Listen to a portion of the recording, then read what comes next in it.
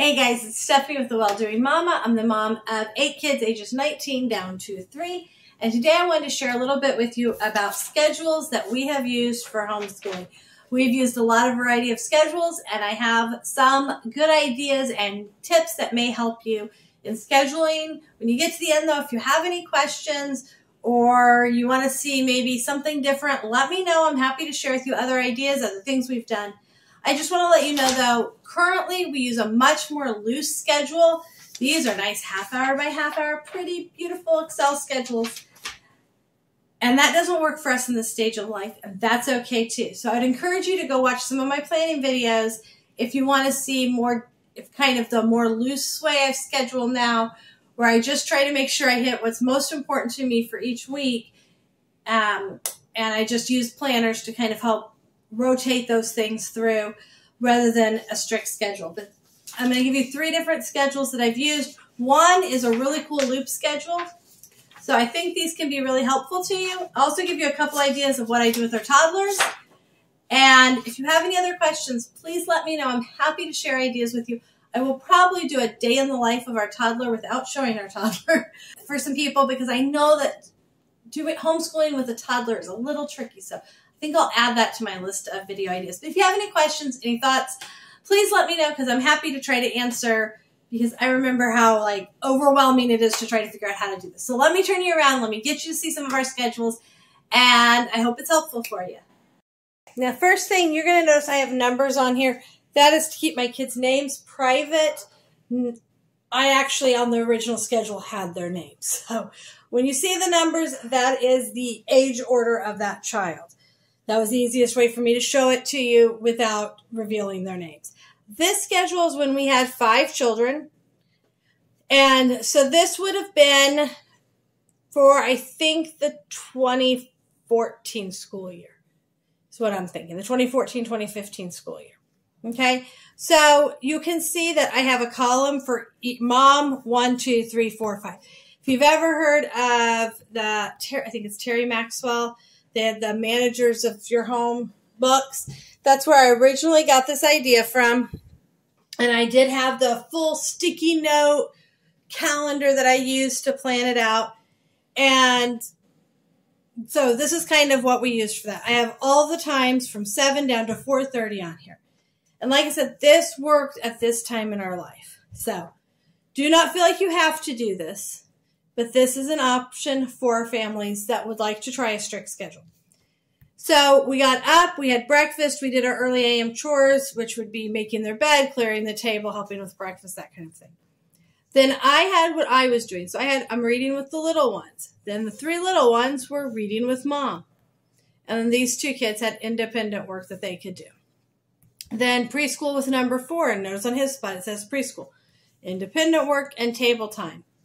And then so I just kept going down, and you can see that the baby, for instance, gate time. So I had like a octagonal gate where I could put some toys and keep her safe. She was right in the same area as our schoolroom. At the time we had a schoolroom and like a family room right in the same area. It was in a big basement area. So she was right there with us. She would hang out she would obviously read with me. She would be doing gate time. And then she would actually go hang out with one of the kids. And then she'd hang out with another kid for just like 20 minutes at a time. It gave them a chance to play with her. And it gave me a little bit of a break. But it kind of was help build that relationship. It was just 20 minutes. So not a big deal. Then she'd play in her room, play in the high chair. Then the 3 younger ones would watch a video. She'd just be free upstairs while I was prepping lunch, which usually meant she was going to be under my feet. Then we would have lunch, and then the baby would nap. And then you can see from there, it's just kind of like free for all for her. But so each kid had different things that they were doing, and I had different things that I was doing. We often used a quiet time where they listened to a CD. If they fell asleep, great, the CD would end and they would stay asleep. If the CD ended and they weren't asleep, then they were allowed to get up. And we did allow video games. We still do. Then we had, this afternoon time, that hour and a half in the afternoon would be a lot of random stuff. A lot of times we'd be outside if we could. We would maybe do some art. This is when we would do that art. Like now I have to still kind of figure out when to put that in. So you can see that we had that time built in. This is not to say the schedule never changed, because I am sure it totally changed. This also would have been a time I did not have a nursing baby. So I had a babyish, probably at more of a toddler age. This was a time I was most likely pregnant. So this time I probably did not do a lot of chores here, and I probably took naps during this time a lot of days. So just to be honest, this grading school through chore time was probably often a nap time. So that is what one schedule looks like. Okay, a similar one, and this would have been, still when we had 5 kids. We must have had a baby, but the baby must not have been on here yet. So we get up and get ready. We would have Bible time all together. The number 5 was doing preschool now. And then she would finish her preschool and color while I was teaching number 4. You can see sometimes my times would be off and not perfectly on the half hour. Fire was a tablet that they could play on. You can see for my older ones, it would just be like, do your work, do your work, do your work. And then in here I would teach them. So I didn't give them like specifics on what work to do. I know some people would like to assign that, like, you're going to do math at this time, and science at this time, and history at this time, and English. My kids, it never worked well for us, because if math only takes 20 minutes, then I feel like I have extra time. But if math takes 45 minutes one day, then I feel like I'm behind. So for us, it worked better just to say, here's our working times. Lunch, I always give myself from 11:30 to noon to prep lunch, because if you do not give yourself time to prep lunch, you are always going to feel stressed at lunch. So you need to make lunchtime an hour to an hour and a half of prepping lunch, making lunch, cleaning up lunch. Give yourself time to do that, unless you're assigning it to a kid. And then in the afternoon, I had this flex time. So sometimes this would be history for big kids, history for little kids, science, we did labs with a group of friends, or science for the little kids, art lessons, writing lessons. We had a writing curriculum we were doing. If I needed to test a kid on piano, which is kind of hilarious to even think I tried to test kids on piano, we did an open gym once a week, so that was during that time. Or if we were gone in the morning for some reason, we would use this as our catch-up time. So if we decided to go play outside in the morning, or something else came up, then we could use this as our catch-up time. We would have game time. Then 3 o'clock. 3 o'clock has always tended to be our school is over, put it all away, let's move on to some free time. Because I just feel like if we're starting at 8, by 3, if we're not done, we probably need to be. Now, there are times where we do a lot more in the mornings, and then we will end up working a little bit more in the afternoons. And notice I always have a time to start dinner. Again, if you don't give yourself time to prep it, you're going to be stressed later. The kids would have to clean up, and then they could watch a cartoon. So this is another way that we would have another type of schedule that we would use. And again, notice that I rotate that preschooler through every half hour, changing where they're playing and what they're doing. That really helps keep our toddlers and preschoolers busy, is when I change around what they're doing. And then a third scheduling idea I've done. Okay. So making sure I took names off. For some reason, I thought I saw a name. A third scheduling idea I've done is a loop scheduling. And so a loop scheduling means that you start here and you get as far as you can in your time frame. I would put little check marks here. I actually laminated this when I used it. You get as far as you can.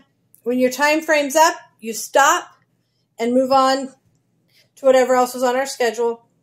And then we had an afternoon loop. The next day, you start where you left off. So let's say I only got through teaching kid number 4. Then the next day, I would start right here on game for 5 and 6. And we would rotate through that and then start up here. So you're just kind of looping around, getting as much done as you can every day on your schedule. And then, so we had in the morning, walk, indoor exercise, or start independently. This was the time when I really was trying to get us out. I love to be able to get us outside in the morning. For some of our kids, it just works really well. So we try to get outside and do some stuff. Then I do a Bible story and then do our AM loop as far as I could get each day. Then again, at 11:30, I stop, eat lunch, we do memory versus chores. Kids have always had after lunch chores. Then at 1 o'clock, we would start our afternoon loop and then get as far as we could through that. So this is a good way. It's similar to kind of what I'm doing now, but a more structured way of doing it. But it's just to allow you to get in those things that you really want to get in. Yes, I want to teach my kids, but I also want to have some time to use games for them to learn. I want to read to them. I want to do science with them. I want to do art lessons with them. We did a little bit of Spanish. IEW is a writing curriculum. We were trying to learn piano, doing history. So like I want to get all the, read aloud, this would be for the older kids. This was a way for me to be able to visually see what I needed to get done and try to work through my list. I am a list maker, a list checker.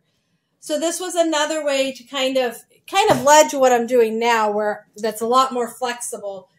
And I just kind of have an idea of what I need to get done and then fill it in from there. So this is a different way. Now I want to show you, I told you I like to keep my preschoolers, toddlers moving every half an hour. So I'm going to show you one way I did that with one of my preschoolers. So these sheets, let's see. Okay, here we go. So what I did is I laminated these sheets. These are pictures I just took off the internet of different activities that we had already in our home. These paint by sticker books, I may have bought them one of those. But we have stencils and Play-Doh and stickers and dot markers and watercolors and stamps, things that are easy to get out. So for his first half an hour block, he would get to look at this and pick one thing off of here, and then he'd put an X on it. We haven't used these in a little while, so he'd put an X on them. That meant he couldn't choose that activity again until we'd gone through all the other ones. So he'd pick one of these on a day. And then, oops, sorry, that's upside down. Again, these are activities that we already had. And then he would do this for half an hour. And I literally set an Alexa timer for that time. And then he would pick one of these. Again, I would set Alexa for a half an hour timer. And when the timer went off, we'd pick it up.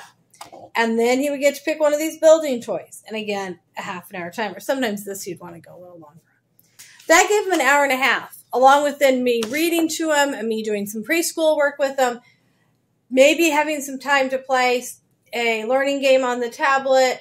We were at lunch. So this was a great way to give him choices, but keep him, what my favorite word, productively occupied, but we also kill it before it dies. I like to end an activity while they're still enjoying it so that they'll want to come back and do it. Now my preschooler, toddler preschooler, I don't know what I call it, she has table time, play in her room time, play in the living room time, and then it's often, I read to her, we do some workbook time. So it's not, and sometimes I have her play downstairs, some play downstairs time. And so that changes her up all day long to different things. So I hope seeing some different schedules and some different ideas is helpful.